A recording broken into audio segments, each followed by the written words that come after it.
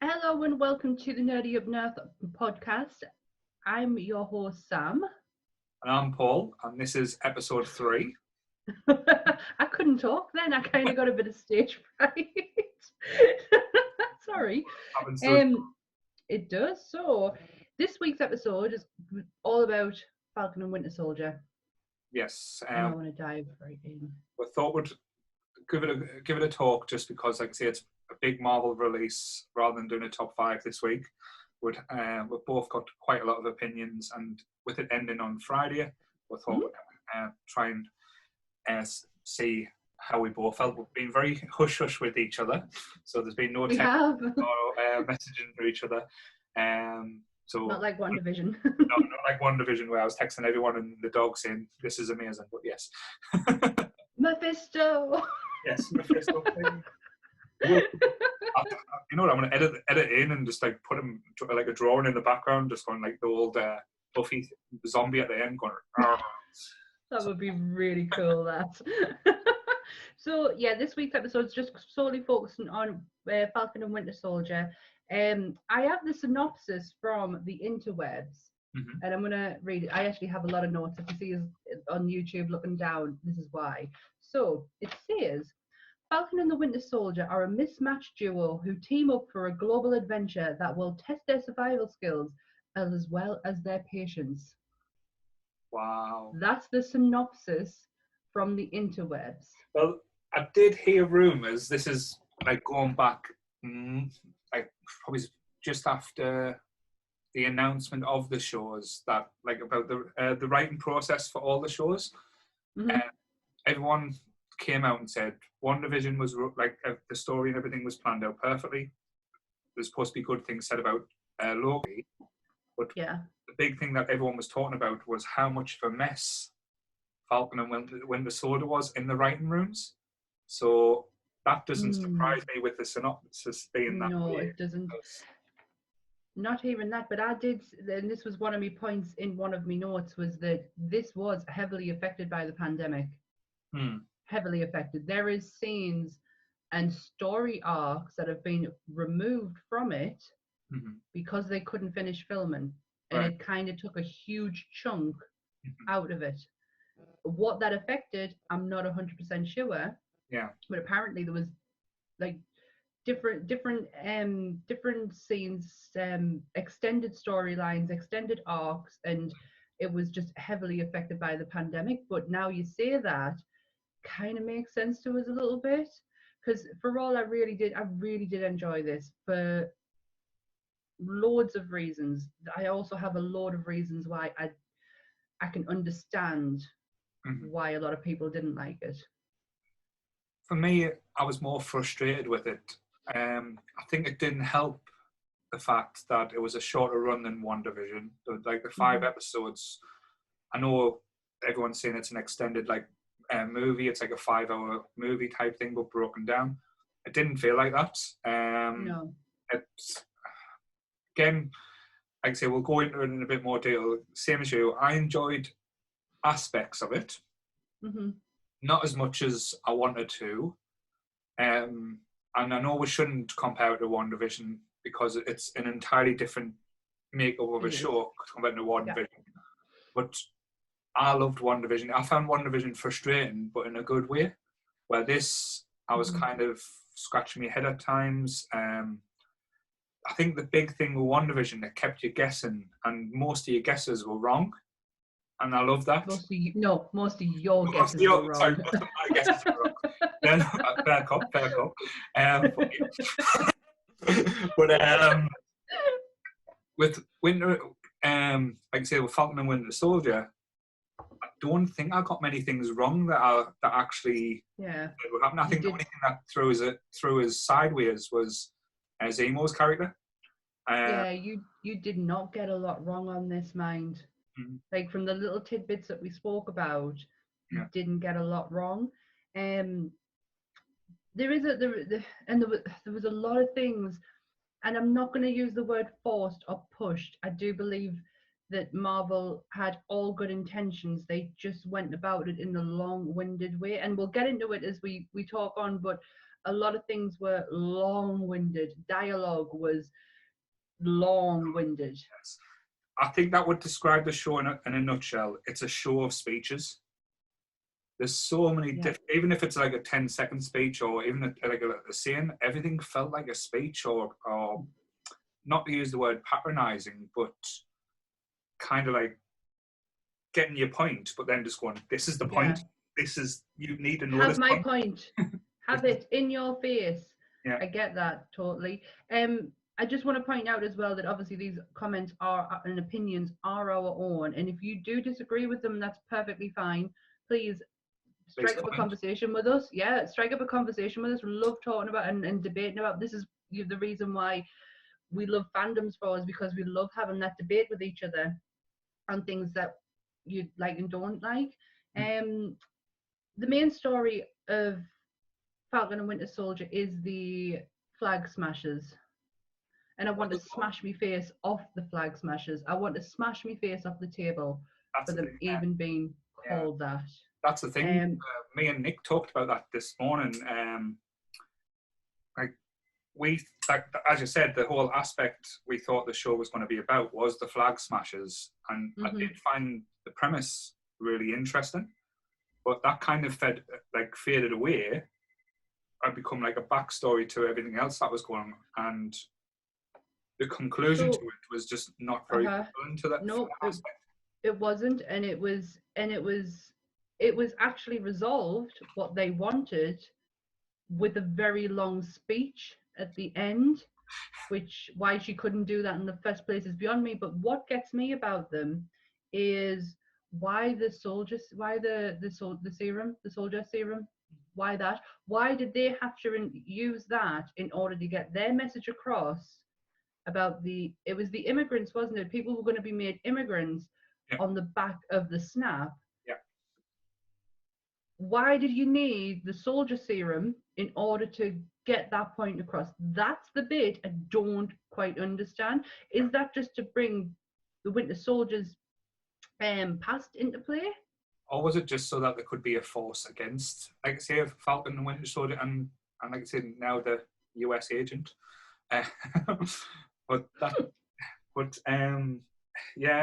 There's aspects I don't want to, like I say, because I've texted Sean again. I know Sean, little imp, about this, because he's same as me. But he loved it more than me, but I said to him, I don't want to just smash the show and say, this is what I hate. No, I don't, but I have questions. I do have questions about it. But like I say, the more I think about it, and the more I've thought about it since it ended, it's like the feeling of disappointment. I know it's like say it's like Marvel go, why the fuck do I care about you? You're just some guy. But I think a lot of people felt that way, and from the feedback I've heard from other people, it's kind of like we were promised so much, and even like say WandaVision, it moved on the story of the Marvel universe. It kind of took you to a different place, and you think, oh, this is exciting. Basically, definitely. It's that advanced Marvel into the next stage of Marvel, which is obviously going to be the multiverses, and it's going to be expanded into the cosmos and the cosmics and the magic and it's showing you where we're going to go. This just was a point to get Sam in that suit. Yeah. That's the point. Different ways, like I say, I get that aspect. That's one of the parts I loved about the show, the whole, like the angst of him not wanting the shield, the reasons why he didn't want the shield. Like I say, I know it's going to like be a bit rich for me saying it, because I'll probably never understand what Sam would go through being, like I say, like being white. But they portrayed that really well, and like I say, that was quite touching. And I like that. The only thing I would have probably done differently, I would have extended the start and have him coming and gnawing over the shield rather than just giving away the first episode. Like making the choice first and then giving him understanding the choice rather than having it to the end of the season to understand it properly. Yeah, and Isaiah being a massive part of his decision making. You can't No, I mean this is how I was thinking about doing it, going through each character. Mm-hmm. Okay, so we'll start with Sam and Okay. Buggy, and then I'll randomly pick other ones. But yeah, we'll start with Sam and Buggy. No problem. I think the reason why we got Falcon and Winter Soldier in the first place is because how well these two work together, and it was completely evident in it. The chemistry between them is unreal. Mm-hmm. Like it's magic to watch them. I think with Sam, obviously Sam's journey is going from point A to point B, being point A being who he is now, point B being Captain America.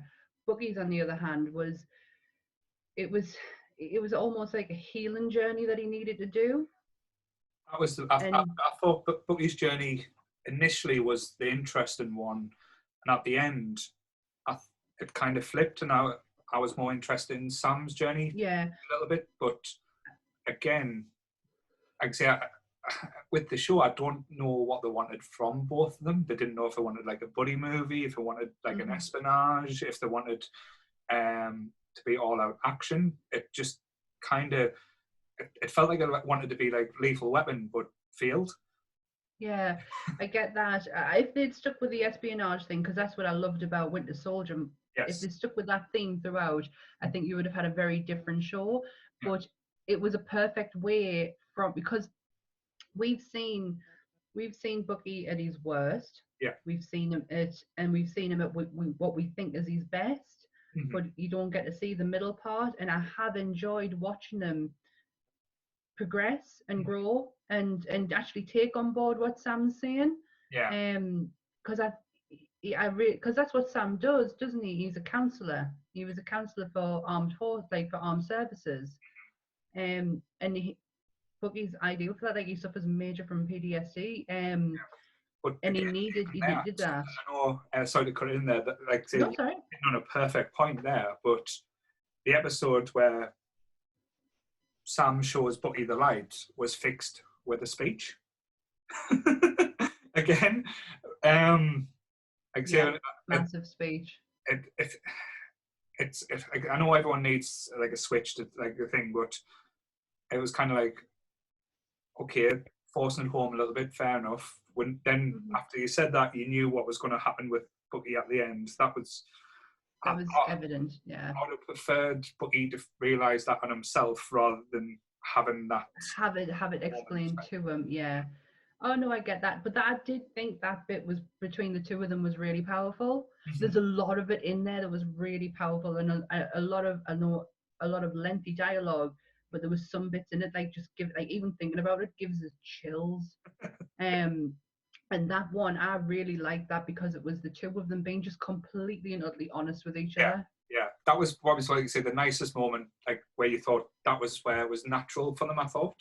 Yeah, that's where definitely. I think both the actors in that was most comfortable, but not to like I said, the thing with that part of the show, which threw me completely off the show straight away. They were like it was so weird. It's almost like they filmed it out of order. It's because they had Sam and Bucky talking, throwing the shield about, catching it like, hey dad, like doing with the son. Then I'm realizing after that, yeah, I'm going to be Captain America, I'm going to train. Then we moved into a rocky montage of Sam forgetting how to fucking catch the shield. I was like, wait there, you were flipping it out of your head off trees, catching left arm, right arm, and now it's you've nearly destroying the house. You've got little kids running about. You could kill the fucking kids. I was like, what the fuck's going on? Exactly. Let's get into the Shield a second. But just because the Shield was its own character in this program, it was its own standalone character because it was of great importance to everybody. But the Shield got destroyed at the end of Endgame. So, how was it remade? Because that's not the original Shield then. Yeah, my understanding is when Steve went back in time to fix all the stones and stuff like, did he have the shield then? Or he just had one here, didn't he? Yeah, and his shield was with him when he came back. Now, that is a question mark I have down on the shield, is how was it remade?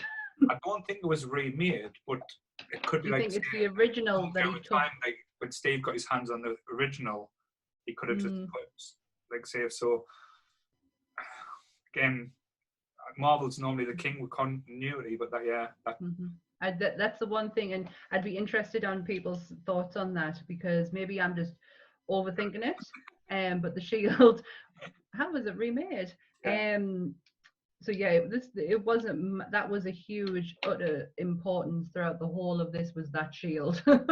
everyone wanted it, and John's attempt at the end was hilarious. Yeah, I felt sorry for him, like say when he saw it a little bit mashed up. I was like, I think there was a picture online, so in John's Google search, when it was saying how do you make a shield, how much is vibranium, and stuff. I thought it was quite amusing, because even this super soldier serum, he wouldn't be able to afford it.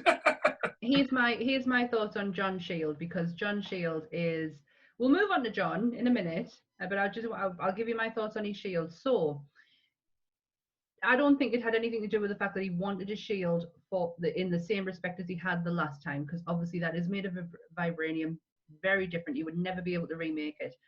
John had his medals stuck on the back of it. Yeah. I generally believe that it was there as a reminder, because there was a speech between him and his friend when he said, you know, they've given us a medal and it reminds us of the worst day of my life.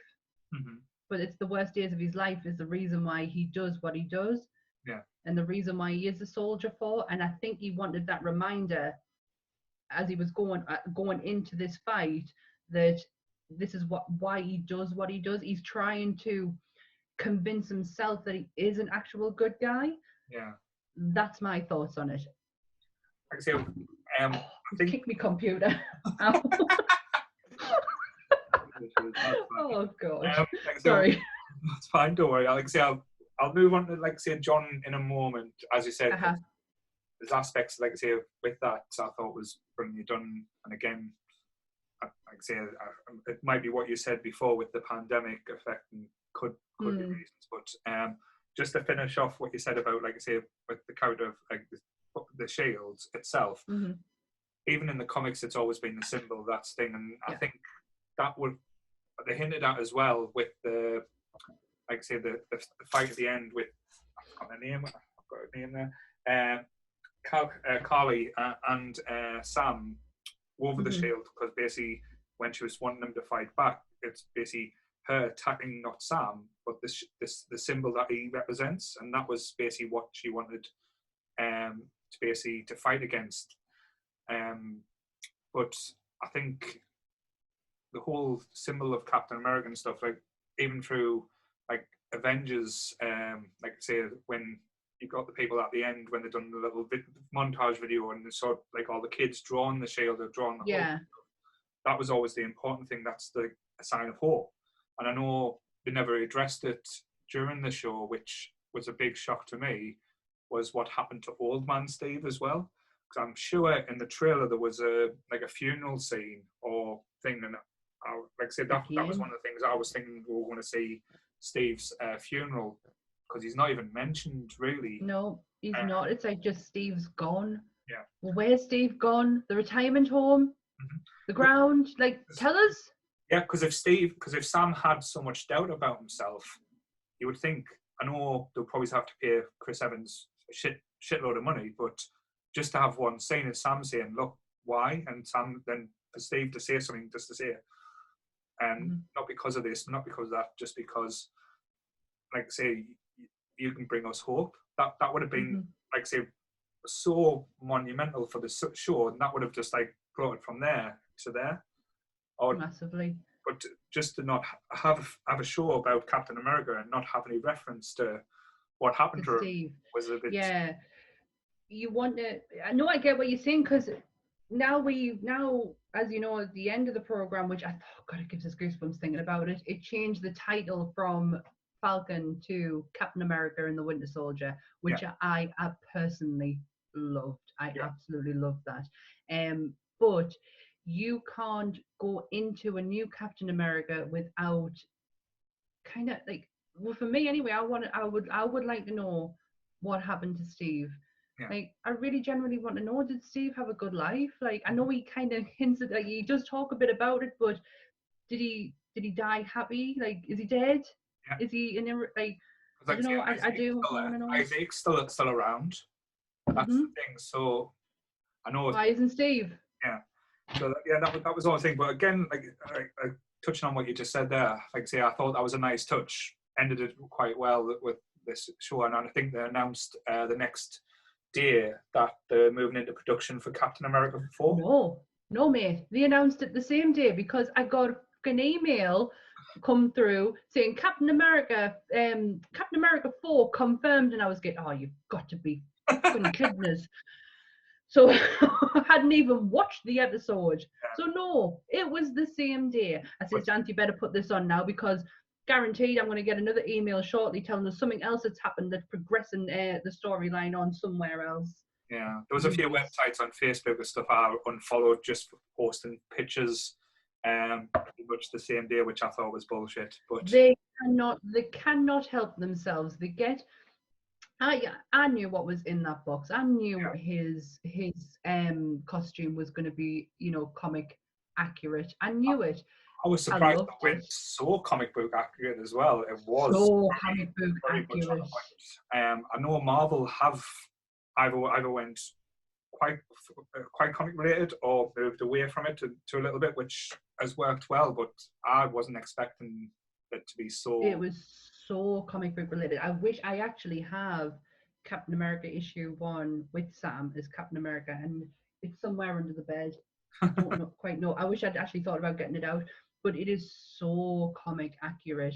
And I knew it was in that box, and I knew I was going to see it, and I got goosebumps when he walked out in it.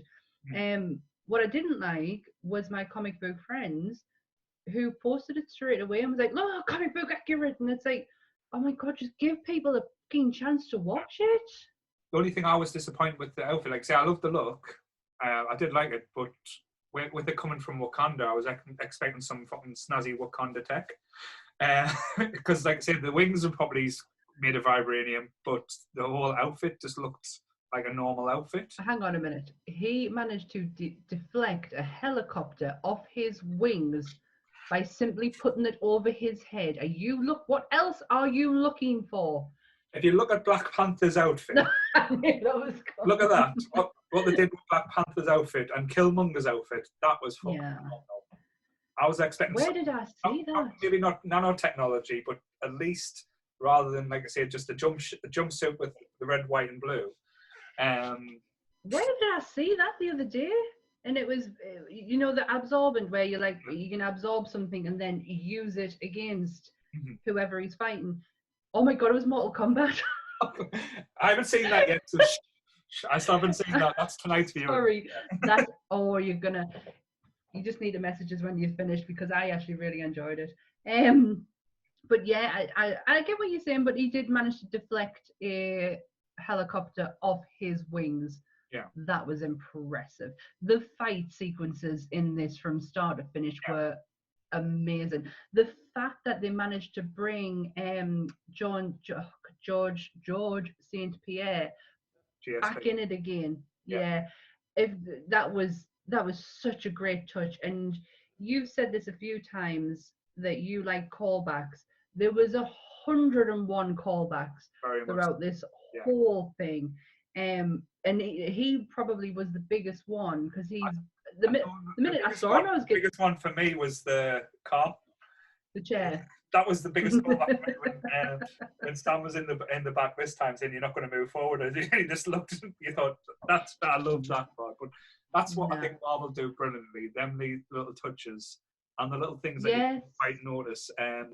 Talking about things that you don't notice as well. I know you've looked into, like I say, a lot of the Easter eggs. One of the things that me and Nick just watched and noticed, and it was quite it's you don't think about it because it's a standard. It's when Sam and Isaac's in the back garden at the end and they're just talking, and Isaac's doing the gun, he just picks up this fuck off tree with his hands and just places it, and it's like that shouldn't, a human being shouldn't have picked that up, but they don't even make reference to it, and it's just like it's so well done. I didn't even notice.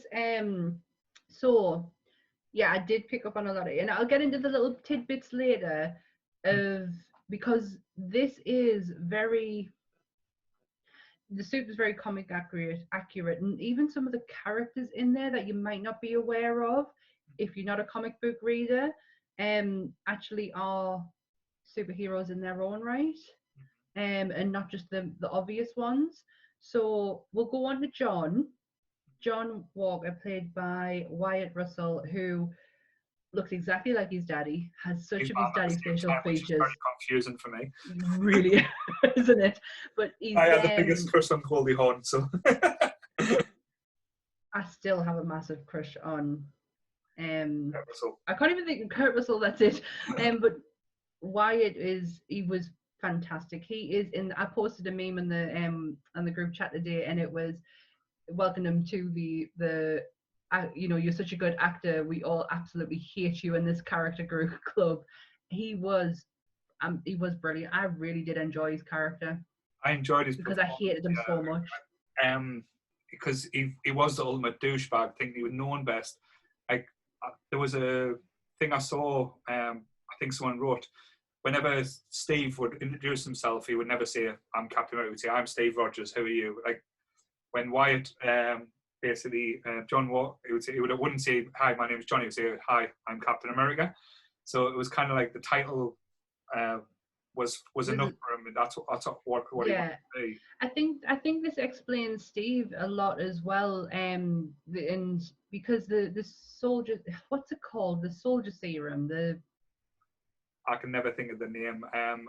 I want to say super soldier serum, but I don't know if I'm wrong or right. I think that's where I would say it was always the super soldier serum. Like say, if anyone else knows it, please comment on. Yes, please.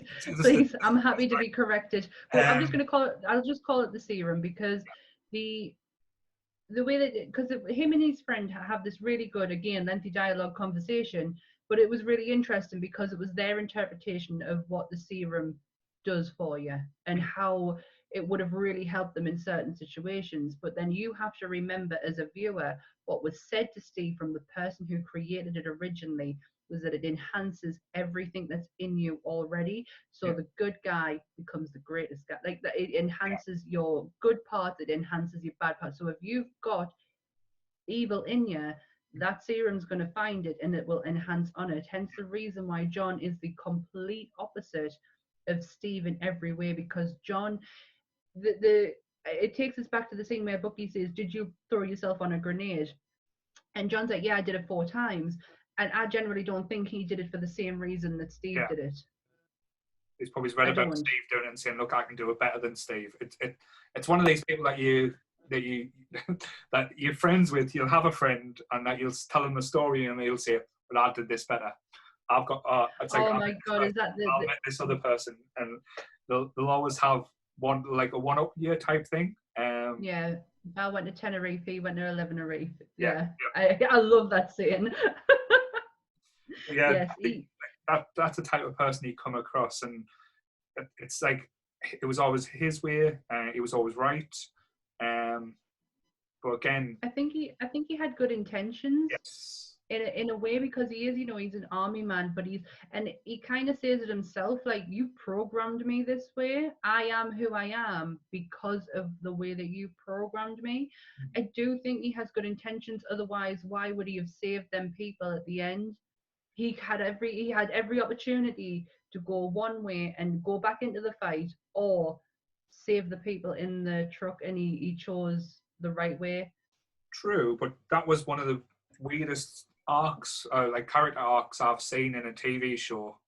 Just by having a look, going from like a murderous rampage's like one-dimensional attack, then suddenly saying, "Oh no, people's getting in trouble," where it's not like been in his character before, if that makes sense. It's not been hinted at. It was. I know you said you didn't want to use the word forced, but I think that was one of the forced things for me, where it kind of went, and then for the whole Sam and Bucky to be like quite standoffish all the way through the show, and then just for them just to nod at him and say, "Yeah, you're a cool guy now," and then it was. There was nothing really said about. There was nothing really said about his behavior beforehand after he had his little, it was like that was enough to redeem him. Yeah. But it wasn't enough to redeem. Like, really, what did he do was that bad to them? I don't know. I'm a little bit torn on John because by the end of it, I did feel a little bit sorry for him, especially the speech he gave to the government when he was stripped from everything. Like, he's a product of his environment. Yeah. And I think that people do, like, they can change and can deprogress themselves, because look at how Bucky did it. True. Like, not just like oh shit, yeah. something happening over here. But no, but Bucky had to go through. Bucky did have to go through a massive program with in Wakanda, which I thought was brilliant, bringing the Dora Milaje into it. I thought that was fun. They are fantastic. I would let's see more of them. Yeah, to just have a show with them, I'll be happy with. But no, I think again, if it was like an 8-episode show, series, there, Tom, I said series, not season. Sorry, comment. But yeah, it just felt like, say, that's like aspects felt so rushed, where like, say, the build-up was done really well. Like, that's why I loved not to hark back to WandaVision every time, because that is going to be our reference point moving forward for the TV shows, really. Yeah, it's the only one we really have to go off. Timed out, and even though it was frustrating at the start, you felt that everything was given the conclusion, or you were given, like, say, everything you needed with the show. With this, I was kind of like scratching my head going, it doesn't really... I couldn't understand why they were like just accepting him now after, like, say, so long. I know now Sam had the shield and, like, say, he's accepted it, so, but that aspect just didn't fulfill what I wanted from it. Yeah, I get what you're saying. I'm very torn on John, because I can't, like, yes, he was arrogant and he was a bit of a dick. And he was very much up himself. He put Captain America in a place of authority, and I don't think Steve ever did that.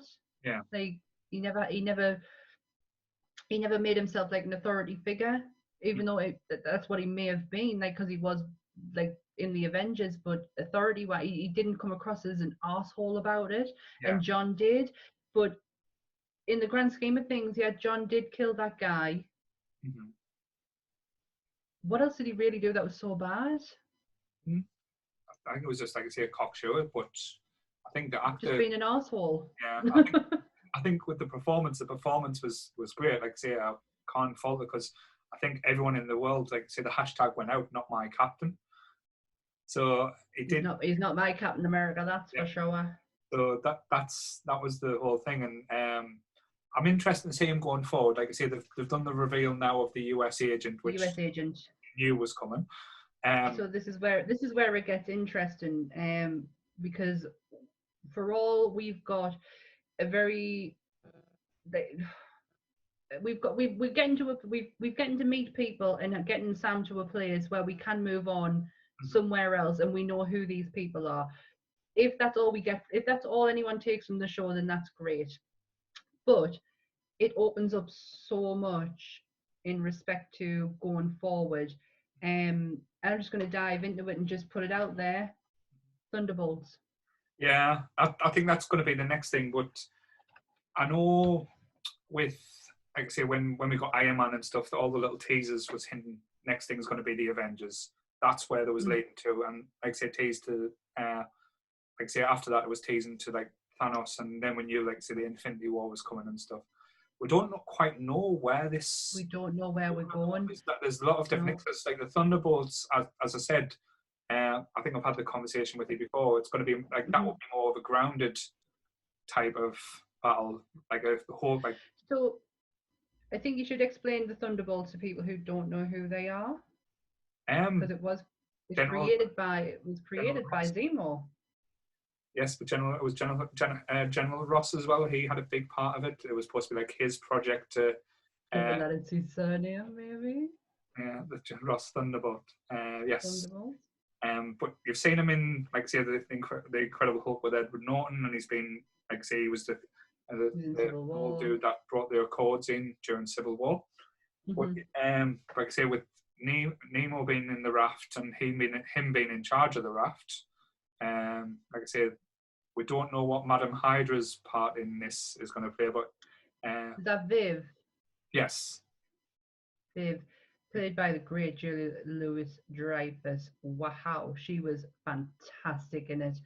Not giving anything away on who she is, but what is her full character's name is Valentina Allegra Fontaine. Wow. And to say it easy, it's just Madame Hydra for the comics. This is what worries me about in the comics as well, because she's been, like I say, like a double agent, triple agent. She was always playing off all the sides, and she was in the love interest for Nick Fury as well for a certain point in the comics. So, she was. So it'll be interesting. I learned that this week.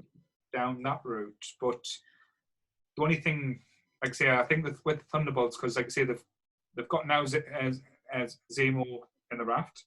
They've got the Abomination somewhere, which I've heard rumours Tim Roth is happy to come back. So again, I think that's fantastic. So key members of the team potentially. I thought and John. Yep, John. And like I say, the flag. I thought maybe if the flag smashers had got to the raft, but like I say, Zemo appeared to that didn't happen. But I'm going to get to Zemo in a bit. I want to save me comments for that, but for Zemo because I am. When this is what gets me worried about Marvel right now. So when Iron Man came out, and then you found out like Thor was coming out, Captain America, and then we'll get in the Avengers. You saw a pattern. You just brought it up yourself. You saw a pattern of where this was going to. Okay, I don't see they're bringing in so much. It's almost like I'm scared that they're going to muddy things up like they did with the comics, and how we had to then. How many resets did we have in Marvel comic? If you're a Marvel comic fan, there was so many resets and then events and going.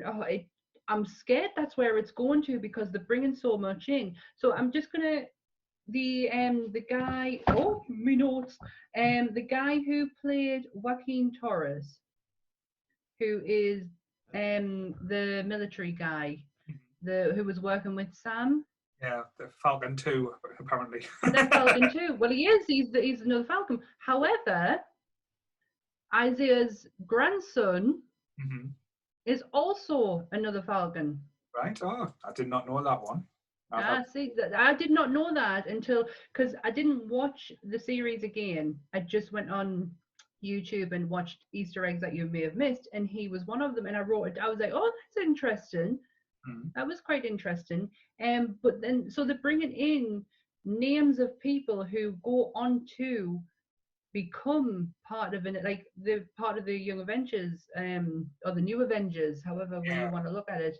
I'm scared they're going to muddy things like they did in the comics, because I don't know where they're going with this next phase of Marvel. Well, like I say, with the next, like I say, a lot of things that we've got coming out. We've got Loki. Well, we've got apparently Black Widow, if it ever does fucking come out. I just want to say it at this point. I said to Anne the other day, I'm getting sick. I always said, me and Carolyn, this was it. This was our return to cinema. It was Black Widow. Yeah. And now I don't give a shit. I just want to see it. Well, apparently, like I say, because I can't say her full name, but Madame Hydra first appearance was meant to be in Black Widow. It wasn't meant to be Winter Soldier. That was supposed to be the second appearance. God damn it. So that would have been good. Oh, that's ruined it now. Like.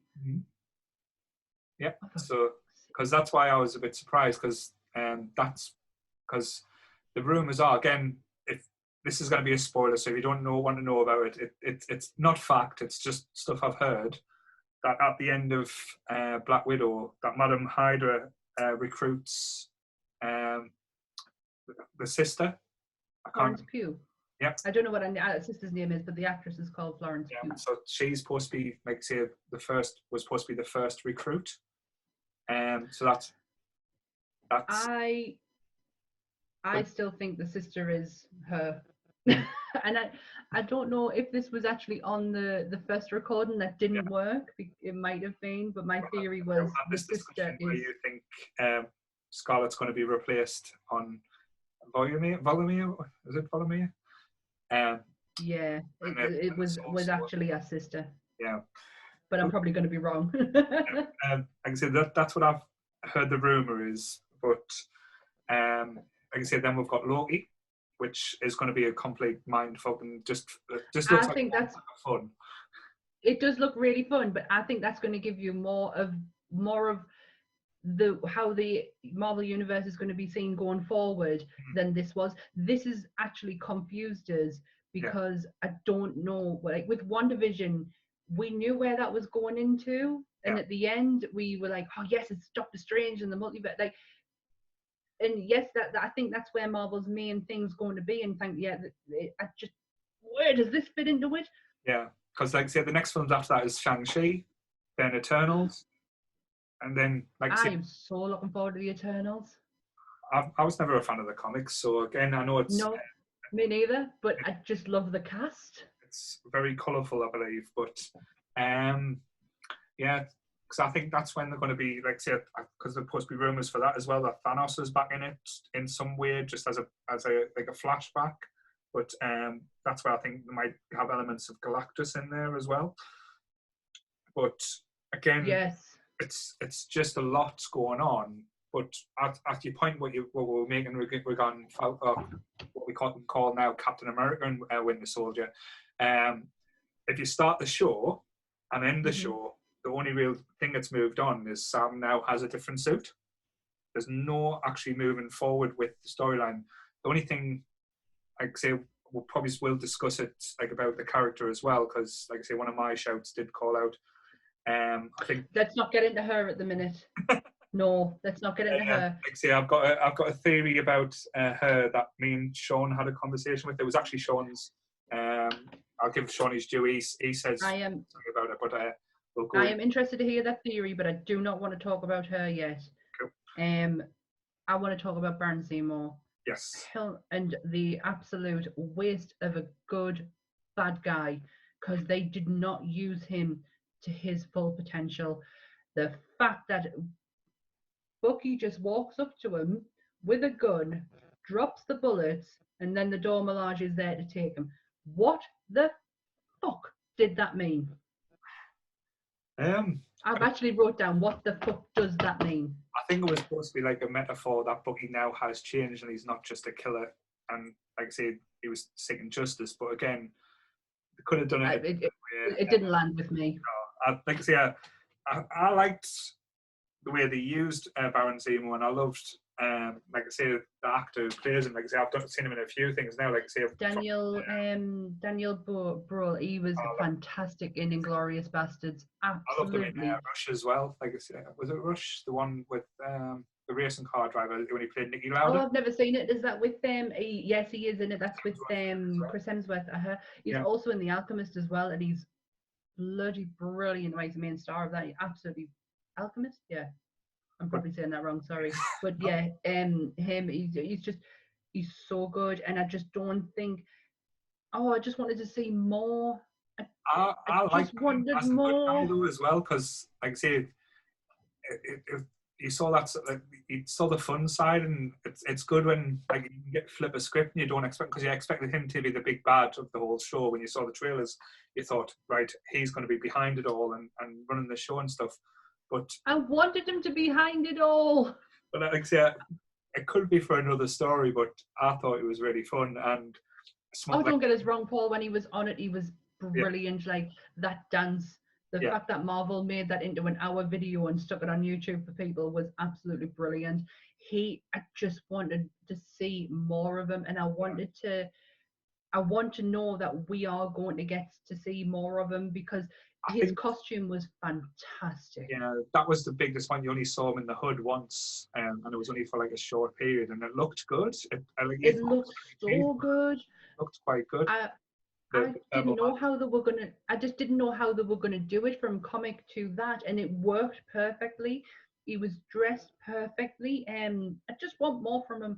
Sorry, I think the fact that he didn't get killed off is a thing that I think Marvel, when they know, like it's similar with Loki, when they know they've got something that does work, they will use it and use it. Like they say, I just hope they don't overuse it.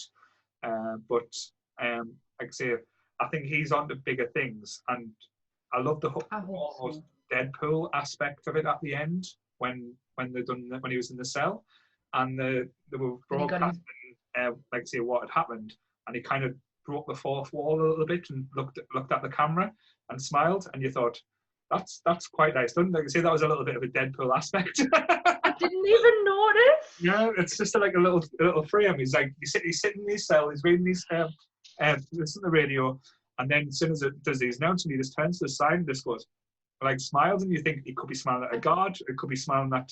But it was very much at the camera, and I'd say it reminded us quite a lot of Deadpool.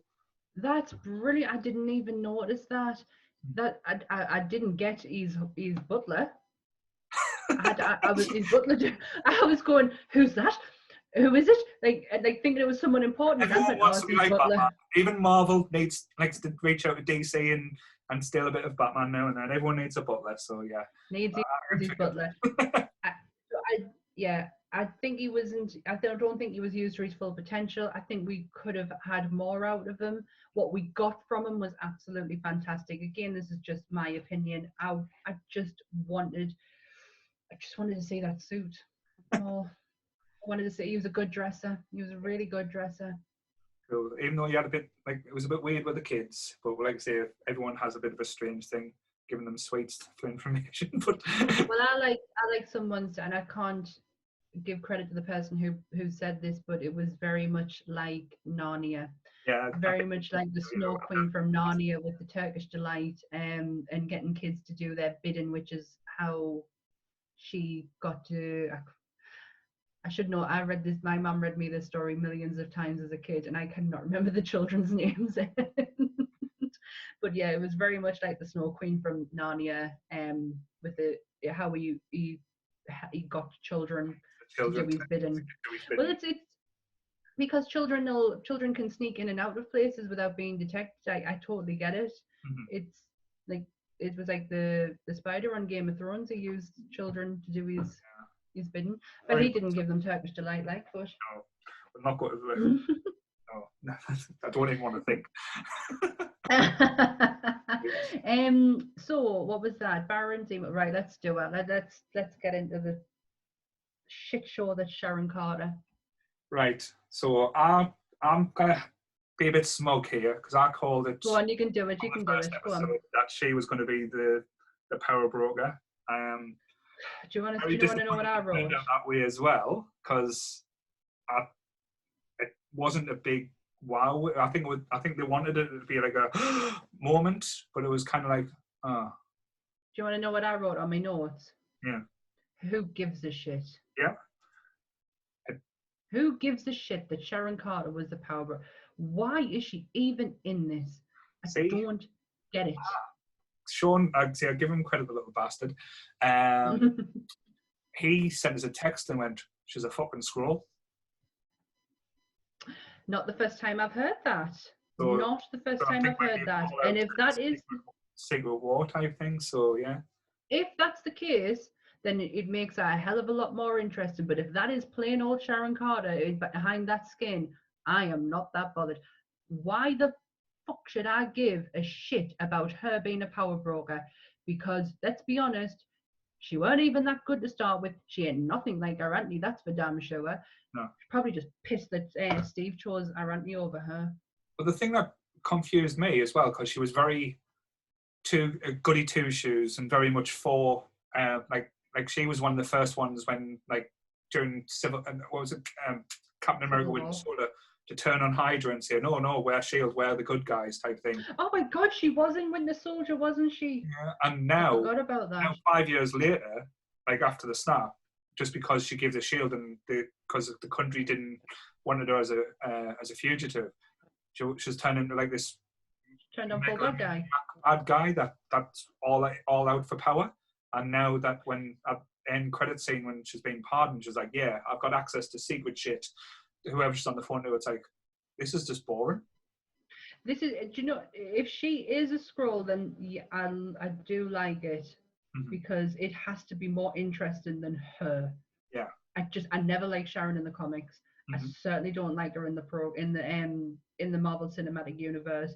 She is just Agent 13, wasn't it? Yeah. I don't give a shit.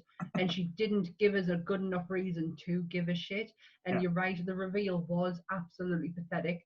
It was dun dun. That was about it. That's as best I can describe it. Yeah. I don't care. I wrote it so many times on a piece of paper. I don't care. But the thing is, I think what confuses a little bit about the show, and I spoke to me a lot at work, Andy, about it.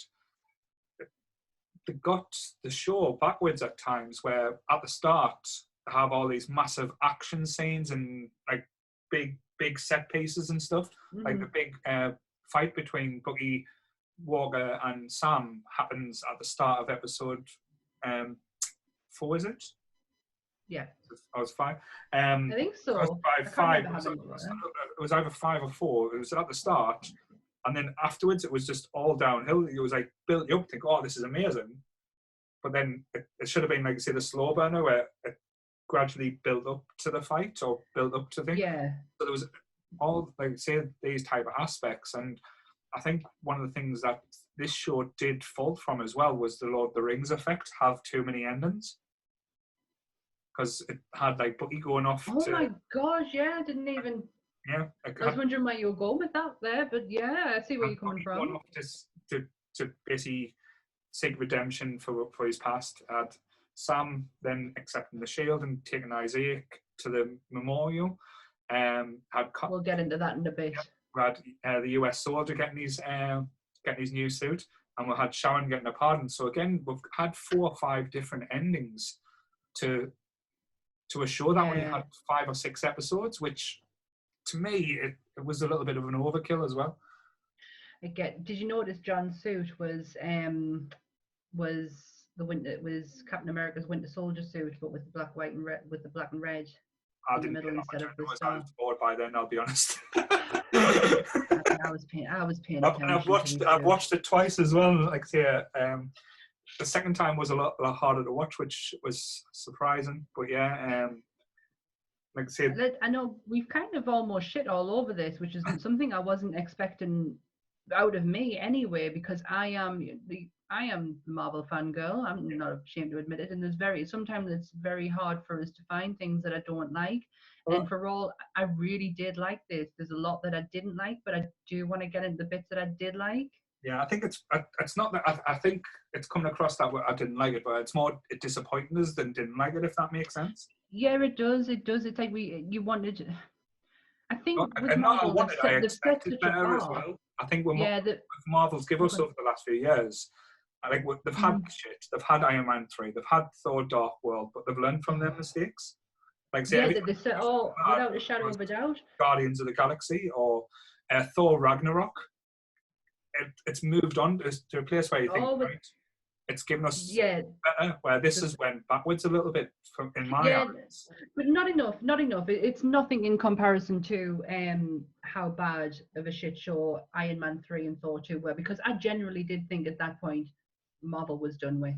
I really did. I thought there's no way that you can't come off the back of them 2 films and do any. It's gone. And then they brought out Winter Soldier was straight after Thor 2, and holy shit! Thank God for the Russo brothers, because that was.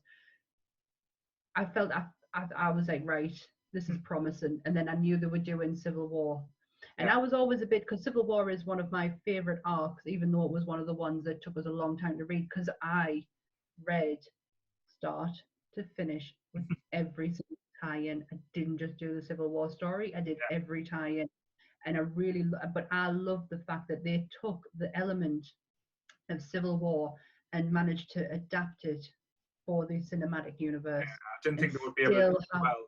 I didn't think they would be able to do it. It was huge, and they made massive. Made it more of a smaller, intimate scale. But to me, I know this might sound controversial, and I've had a lot of arguments with it.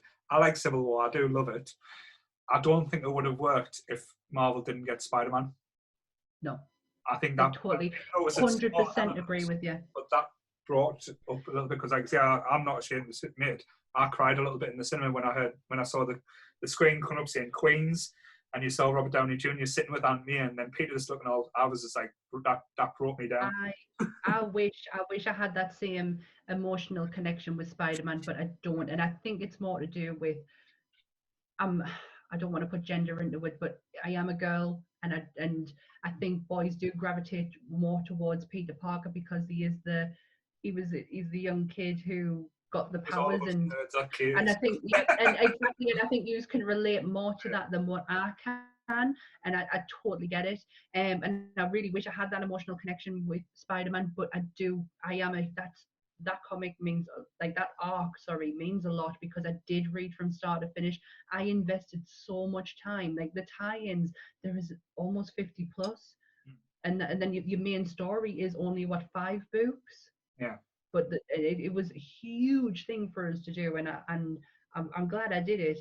And if Spider-Man wasn't in it, it would have upset us, because that was one of the pinnacle moments. I know they were never going to do that. They were never going to do this from in the comics, where Spider-Man reveals himself as Peter Parker, because that was huge.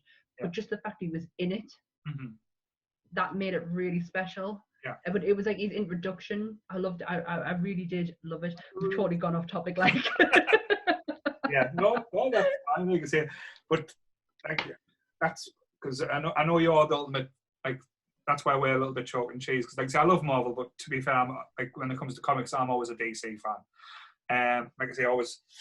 But and you're, like I say, the Marvel girl there. But it's nice. My Captain America. Like I say, because to be fair, like I say, DC have been shit on for the films and stuff that they've produced over the last few years. So it's nice to even it out a little bit. No, I get it, and I don't discredit DC's animated series though, because that is phenomenal. But the films are shit. Nothing in comparison to my Marvel. But I will say, when Marvel fucks up, I am a huge fan, and they have to really push us. Like, it has to be Iron Man 3 levels in order to push me over the edge. But I will say, when they've effed up, and they didn't in Civil War. But I don't even know how we got into Civil War. How did we get there? It's all like links in somehow. Like I say, that's the beauty of Marvel. It's like the Kevin Bacon effect. It'll all link up somehow. 6 degrees of Kevin. 6 degrees of Marvel.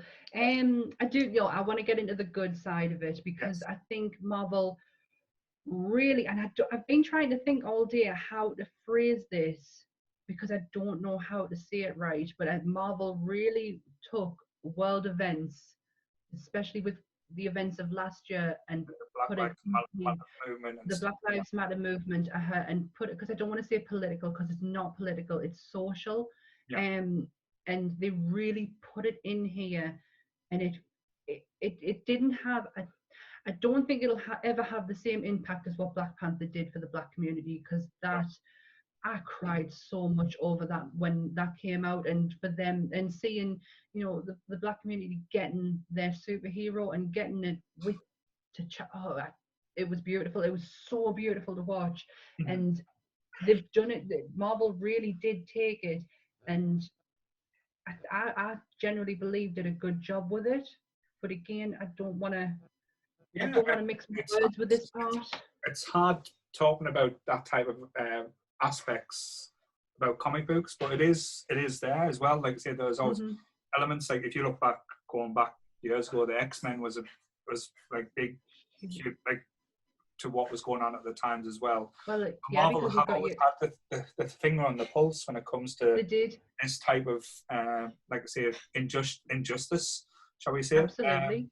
Absolutely, because you had with the X-Men, you had Xavier and Magneto, and that was your Malcolm X and your Martin Luther King, and they're fighting for the same purpose. They just did it 2 completely different ways, and Marvel was so brilliant in bringing that in, and they've done it. The Black Panther, man, it just came at the right time for people, and I've seen like just a few comments regarding, like I said, the element in Winter Soldier as well. The things that I loved about it was like the comments that like between Sam and Bucky, the relationship, and like say some of the things they said, like the line in when Bucky says, "Me and when like say calling back to Steve when we talked about giving you the shield, we didn't know what that would mean to a black man having the shield." To me, that's what it hit home. I was like, shit, that because nobody would know what that meant. Nobody would know. Yeah, that is the hardest thing. It's like a country that you're fighting for, but so split down the middle. And like saying, even in Sam's big speech, where I thought was really cheesy and over. It was. But the last for saying there's some people that would still hate me. It was like shit. Yes. Like we had that comment back when Obama got made a president.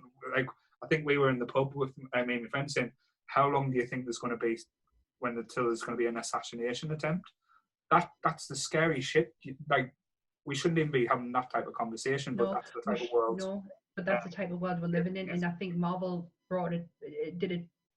did it really well. But you're right, that last monologue with that dialogue with Sam when he's talking to the people and he's mediating, which is all that Carly really needed to do in the first place, but never thought to do that. She thought she would just go dictator on everyone and be a massive terrorist organization.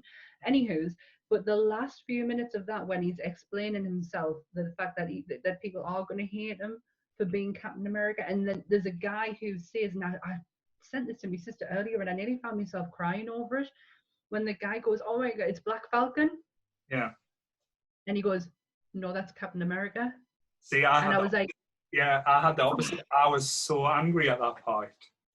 I loved it because then it just reminded us that he has to now. He's never going to be just Captain America. He's going to be the Black Captain America. His race shouldn't have to be the forefront of what his name is. But I don't think they had to use it in that sense. To me, that's when it felt forced and over cheesy. I know what, like I say, it probably was meant to be there, but to me, I didn't think it needed to have, like, especially like a black man standing there going, "No, that's Captain America." I thought, like, even having the people there watching him and smiling, that would have been reference enough for me. Enough, yeah. That's the last bit with the museum and Isaiah, because I thought that was fantastic. I actually really liked that story in there. That was one of my favorite parts of the whole show. Yeah, that whole. It starts. No, totally. I wanted to see more of Isaiah's story. But it starts when. Sorry to cut in there. Sorry, me and Nick talking about it because Isaac's character looked like he had a lot of aging makeup on his face. So we thought, somewhere in this show we're going to get a flashback of a young Isaacs fighting, on how he reacted in the war. That was what the impression we got, because, like, say, when you look at the character who plays him, Carl Lumley, yes, a very great Carl Lumley. Yeah. But I thought we were going to get more of his backstory and actually see him, like, at war or what he did, but that was probably something I was a little bit gutted about. See, this is probably like, because you're right. You remember when you were saying earlier about loads of different endings, they had loads of little different stories within one. It wasn't just about the flag smashers, it was John's story, Isaiah's story, and I think Isaiah's was, for me, just, it felt more important. And it starts when he goes to see Isaiah, and as they're leaving, the police pull Sam over, and it's not until they say, "Do you not know who he is?" That's why he gets away with it. That's why he gets away with not being pulled over, because he's an Avenger. It's heartbreaking. That element is, like I say, done so well, and like I say, that's what I wanted to carry through. But it was kind of, like I say, touched on, but then I was like, not really going back on it. But that was the whole. I think, as I said, if they'd made a few more episodes, stretched out a few of the arcs a little bit more, you would have got more from it. But if everything felt at the end like it was kind of rushed to get to the ending, and the only issue I had with the ending with the Isaac's character, like, everything I loved about it, but the thing that I still don't understand is they got him a statue, great. They give him his legacy, which is great. But the whole point he was angry was because he lost his wife and he never got to see her because he was in jail. Would you be able to forgive that for a statue? I don't think it was more to do with. No, you're right. You wouldn't. But I think it was more to do with Sam. Yeah. And what he can now do. Yeah. I think there's some things you can't ever forgive. Yeah. But I think Sam and what he did, I think that's what he was. I don't think he'll ever be able to forgive. Sam getting acceptance from Isaac to be Captain America. That was what Sam wanted or needed to say that, like I said, now I can move on. And I think he did that when he said, "You're special. You're not quite Malcolm. You're not quite Nelson." But I like that element. And like I said, I did. I like the whole chemistry between Sam and, because he could, and Isaac, the frustration and, like you said, the years of pain, the years of anger and frustration, that was brilliantly, and like even in his eyes you could tell, like I said, he's seen some shit. Yeah, Carl Lumley, who played Isaiah, was absolutely, he was breathtaking when he was on. He gave us chills. That end scene was just, I understand what you mean. How could you forgive so quickly just because you got a statue? I think it was more than that. If you notice, that photograph on the back was of black soldiers. That's real. Yeah. That's a real picture of black soldiers in World War II. Yeah. And I think it's more to do, it's not just about him. Yeah. It's about all of these people who have been discriminated all because of their color and not treated as like Steve was. And I'm not see, I don't want to get into a race thing, but that's what it really was. I think that's what the show wants to do. It wants to open that discussion. So I think it does. But I really try to be careful. Oh no, definitely. But I'd really try to be careful in what I say, because I would hate to say the wrong thing, because it's, you don't want to offend anyone. No, I don't want to offend anyone. I don't want to upset anyone. And I know the message that Marvel were trying to put across, and I really was behind it. I thought it was beautifully done. I think the problem is, like, say, as I touched on before, we are never going to feel what people went through, like I say, in them days, or what are still going through now. Like I say, it's devastating to know that, like I say, this type of prejudice is still going on, and we'll never even a percentage of what it's like for people, like I say, of colour, especially, like I say, I think, again, with the, like I say, a comic book show will always bring elements out and try and be diverse and stuff, which we have seen a lot over the years. Because I know there was a lot of talk years ago that Will Smith wanted to be Captain America when they were talking about making a Captain America film, and people were laughing, saying, even then, saying there'll never be a black Captain America and stuff like that. But it was kind of, that was that was even about 10, 15 years ago. But, and then Marvel went, fuck you, we're going to make Sam Wilson Captain America. Like I say, and it is good to see. And like I say, I'll be interested in seeing the Captain America 4 when they make it, and what elements they were going to do. It's going to be brilliant. You know it is. I think with the shows, it's so trial and error, because I think they generally did. But if you're writing what you're saying with the writers, then it's their fault. Yeah, we got what we did, and it's not all bad. There was just there was a lot that was good. I don't know, because it's me. I think with everything, if you go from a microscope, you'll pick apart anything, which we've pretty much done. I know this is probably our first time of doing this. We'll probably learn from it. People, like, again, comment and say how you feel. Or right. Yeah. When it comes to reviewing things, you can't just stick to the script, because it doesn't work that way. If you watch anyone who reviews anything, they don't stick to a format. You cannot do it, because it just goes off in total different directions.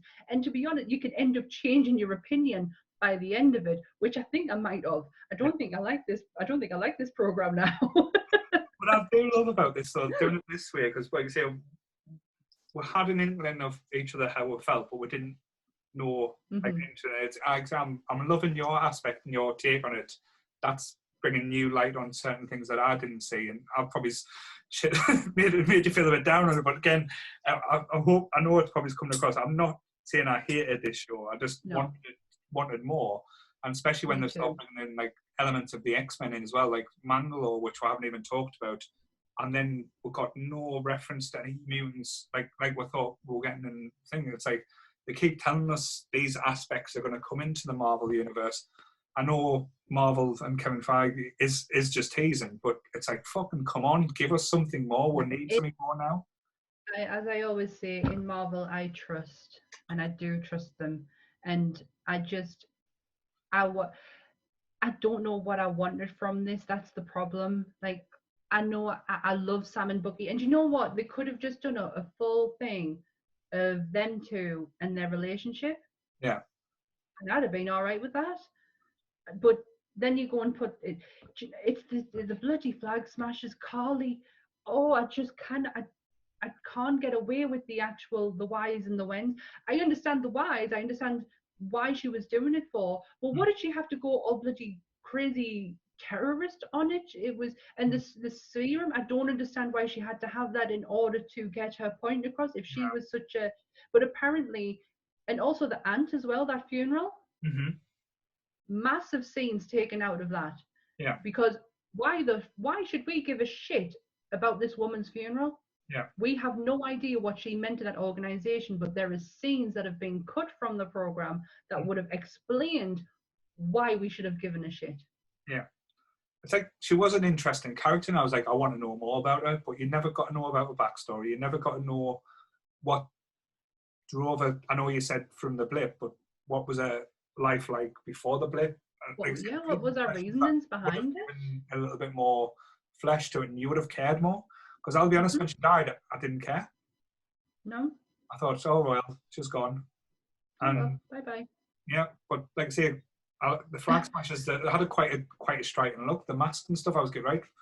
Bring elements into it. What kind of bad guys are you going to lead in from it? If this is a start point, where are we going to go? But that's the thing. And again, looking at the show, I know Marvel, like I say, are being quite coy with which shows are going to get multiple series and which ones are not. I know. I'd be very surprised, like I say, if we'll get a second series of WandaVision. This one, potentially, we could see more. I would have liked to see like more adventures of Bucky and Sam. But on an active mission, and that is a start to finish mission, which is what I thought we were getting.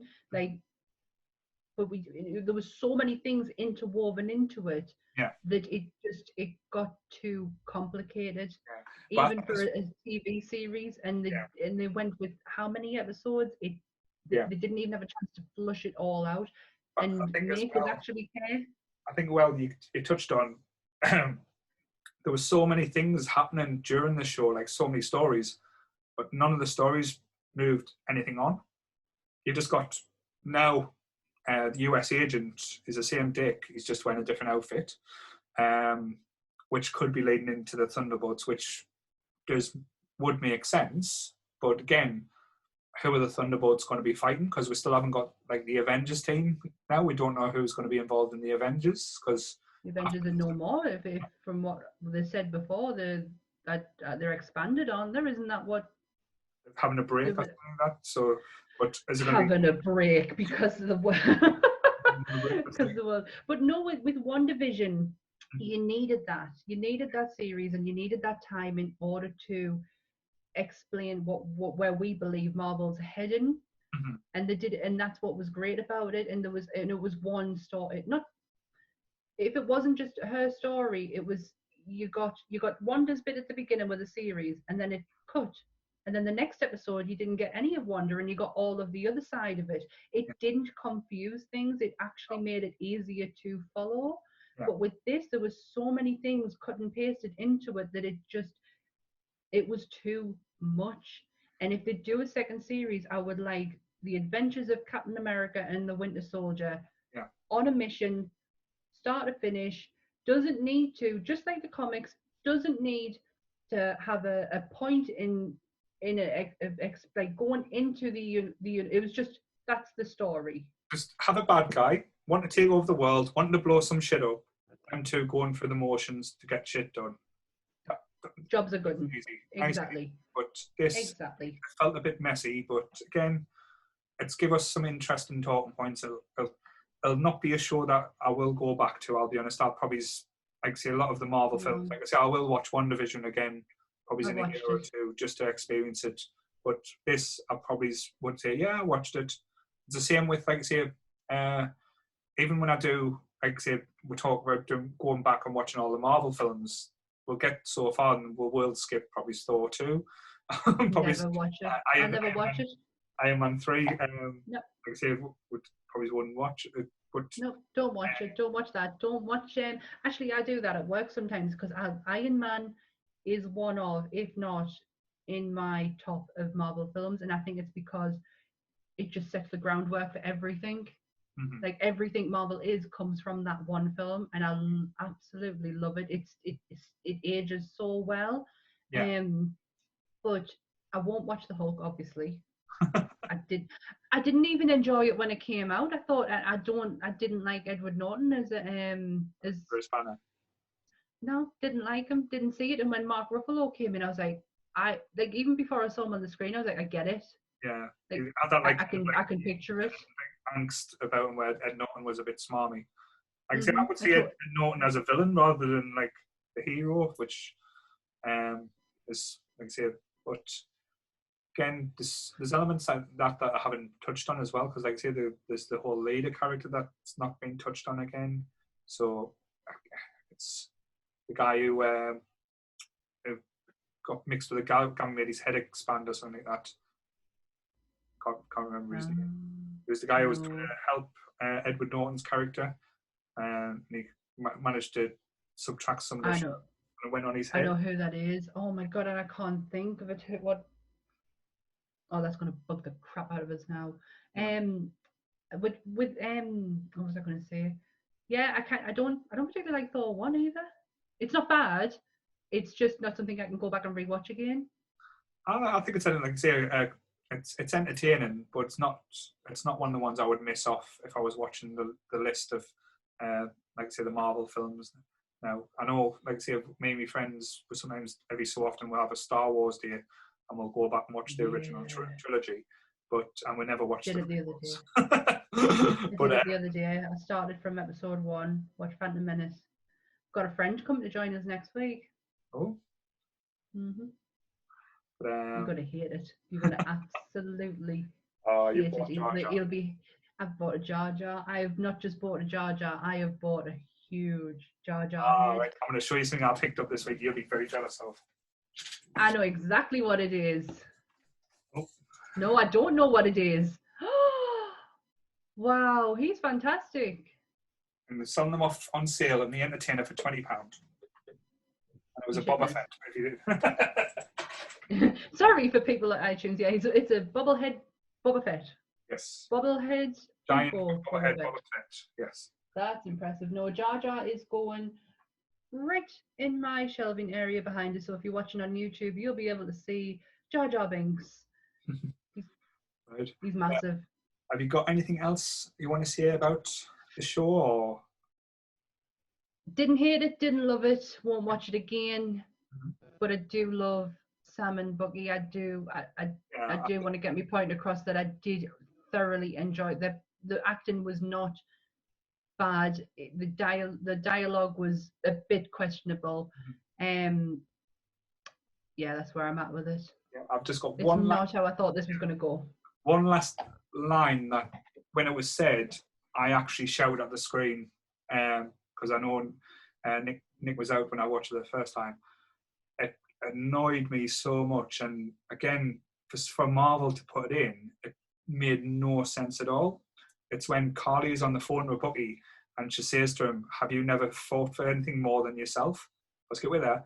He's fought the fucking Nazis. He's fought fucking Thanos in the Infinite War, and you're having a little go about this crusade you're on. I was just like, why would you even have that in the show? It made no sense to do that. It just irritated us. Oh, do you know what? I probably did hear it, but didn't pick up on it the way that you did. But now that you've said it, wow, yeah, wow. Buggy sacrificed a hell of a lot more than what you'll ever do. He even makes that point when he's in his therapy session about the fighting that he's had to do. And the little piece that he's only had in his lifetime was when he was winning Wakanda, getting his head checked out. Like, you, Carly, didn't like you in Solo. Certainly didn't like you in this either. Yes. But yeah, same as you. Like I said, didn't hate it. Sounds like I did, but there was elements like, I think episodes 3 and 4 I really loved. Them were the ones that I picked up and I thought, yes, I'm going to like this show. I'm getting the feel of it. But overall, felt a bit underwhelmed and left wanting more, if that makes sense. Which I know sometimes is a good thing, but not in this way. Not in this way. I just I wanted something a bit more clear cut. Yeah. And not so convoluted with everything else. But if they just had it about the Flag Smashers and the Isaiah story, because the Isaiah story is the driving force in getting Sam to be Captain America. That's all they need to do. Yeah, that's all they need to do. But then you've got John, which I get, because he's like it's the two different approaches on how you approach Carly. You've got Sam's way of doing it, and then you've got his way of doing it. Yeah, I think so I get him being in it and being that counteracting part to Sam. Yeah, I think with John, my take on it would have been, I would have, like I said, less is more with him. If we saw less of him, he would have had more of an impact, because he was annoying us. Then at the end, it was kind of like I say, you were a bit much, but like I say, having him in the background just causing headaches for them. But stretch the series out a little bit longer. Again, have more information so we can care, and once we care more, these things would have, like I say, would have been a bit more interesting. But definitely, it wasn't a miss totally. It wasn't. If you, like I say, if you love the Marvel films and you want to continue on, watch it 100%. You're going to need to know this bit in order to get the fact that now Sam is Captain America. Whether or not you want to actually go through the progression of how he gets there is a completely different thing. You can just go to the last episode and see him wear that suit, which again, the suit was fantastic. But again, I didn't. The reveal of the suit came straight away at the first 5 minutes of the episode. I was like, wanting it to be this big reveal, but but no, we got a here I am. And also I love, have you seen the meme with the shield in the chair? Yeah. I didn't want to touch on that. Like I say, couldn't stop laughing at it. I don't know physics enough to know why the shield does what it does and why a chair can withstand it when nothing else can, but some weird choices, shall we say. Yes, it really was. So is that our thoughts? Is that where we're leaving it? Didn't love it, didn't hate it. Yes, pretty much. Like I say, a kind of missed opportunity, but we'll see where it goes, if that makes sense. Yep, I think you were expecting me to absolutely be all over this. I was expecting you to be the Marvel fangirl, and like I said, I know sometimes people can get the blinkers on. Like I know a few people's post on the page. Like one of the lads posted this morning said he absolutely loved it. I was like, but why? But I did that with Captain Marvel. Yeah, I was very much when I went to see Captain Marvel. I remember coming out the pictures and seeing it, Carolyn. It's not in my top 5, but I loved it. It was amazing. It was this. It was that. And then when I got home, I was like, I watched it with Anthony. I was like, oh, is it though? Is it really this? Is it really that? And I kind of like take it. And I did it. Do you know what? I've done it with a load of films. I think I get so excited when I'm at the cinema that I generally I have to watch things over and over again. You can ask Carolyn, you can ask Aunt. I watch things so many times, and it's because I don't take everything in the first time. Yeah. And I remember leaving Suicide Squad. If you caught me after I'd watched Suicide Squad, I would have told you that was the best film I've seen all year, because I thought it was absolutely brilliant. And then when I got home and watched it for the second time, I'm like, no, that's not good. I still defend Batman versus Superman, so I can't really talk about it. I knew what I was getting into when I went to go and see it, and I knew what I was getting in. I actually I think I wore my Captain Marvel jumper. Yeah. For Batman versus Superman. Mm-hmm. That's how much I didn't give a shit. I'll tell you what, I'll finish with this story as well, just to give you, because talking about wearing t-shirts inappropriately. When we went to Florida, when the Marvel land in Island Spin Adventure, I was wearing a Batman t-shirt, and we went to get photographs taken with Spider-Man. No, actually, it wasn't a Batman, it was a Superman t-shirt. I do tell a lie. And we went to get photographs taken with Spider-Man, and Spider-Man ripped the piss out of us, saying I was selling out and saying he wouldn't shake my hand because I was a DC fan. So yes, Spider-Man give a shit for wearing a DC t-shirt. You deserved it. You definitely deserved it. You can't go to being the nerd that you are, and you walk into Marvel in Universal Studios and wear a DC t-shirt. Like, come on. That's a big fat lie. I've been Universal Studios with Marvel there, just the old way of it. I haven't been with Harry Potter. Mm-hmm. Brilliant. Oh, highly recommended. If we get some advertisements and get some free tickets. But yeah. Get me to Florida. So that's it. That's our thoughts and feelings on Falcon and Winter Soldier, but now renamed Captain America and the Winter Soldier. Let us know. Let's have a conversation. Get it in the comments. You might agree, you might disagree, but remember, no hate here. No shit for something you didn't like that we said.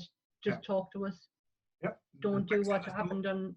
There's no negativity. Like I say, everyone's got the right to their own opinion. Like exactly. I say, I always agree with it. But like I say, if you've listened to the last two podcasts, great, thank you. I hope you enjoyed this one. Yes.